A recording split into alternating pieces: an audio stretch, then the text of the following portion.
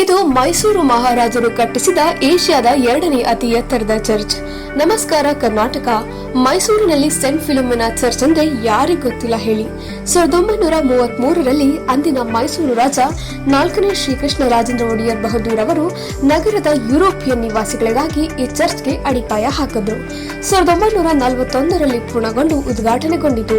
ಈ ಚರ್ಚ್ ಎತ್ತರದಲ್ಲಿ ಅಷ್ಟೇ ಅಲ್ಲದೆ ಇದರ ವಿನ್ಯಾಸದಿಂದ ಪ್ರವಾಸಿಗರನ್ನ ಆಕರ್ಷಿಸುತ್ತೆ.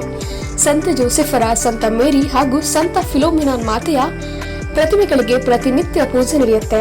ಈ ಚರ್ಚ್ನ ಮತ್ತೊಂದು ವಿಶೇಷ ಏನಂದ್ರೆ ಇಂದಿಗೂ ಸಂತ ಫಿಲೋಮಿನಾ ಅವರ ಅವಶೇಷಗಳನ್ನು ನೋಡಬಹುದು. ಈ ಚರ್ಚ್ ಕೇವಲ ರೋಮನ್ ಕ್ಯಾಥೋಲಿಕರ ಪ್ರಾರ್ಥನೆಗಷ್ಟೇ ಸೀಮಿತವಾಗದೆ ಸರ್ವಧರ್ಮೀಯರ ಶ್ರದ್ಧಾ ಕೇಂದ್ರವೂ ಆಗಿದೆ. ಈ ಚರ್ಚ್ ಮೈಸೂರು ನಗರದ ಬಸ್ ನಿಲ್ದಾಣದಿಂದ ಕೇವಲ 2 ಕಿಲೋಮೀಟರ್ ದೂರದಲ್ಲಿದೆ. ನೀವು ಕೂಡ ಮೈಸೂರು ಕಡೆ ಹೋದ್ರೆ ಸೆಂಟ್ ಫಿಲೋಮಿನಾ ಚರ್ಚ್ಗೆ ವಿಸಿಟ್ ಮಾಡೋದನ್ನ ಮರಿಬೇಡಿ. ಹಾಗೆ ಇದೇ ತರದ ಇನ್ಫಾರ್ಮೇಟಿವ್ ವಿಡಿಯೋಗಳ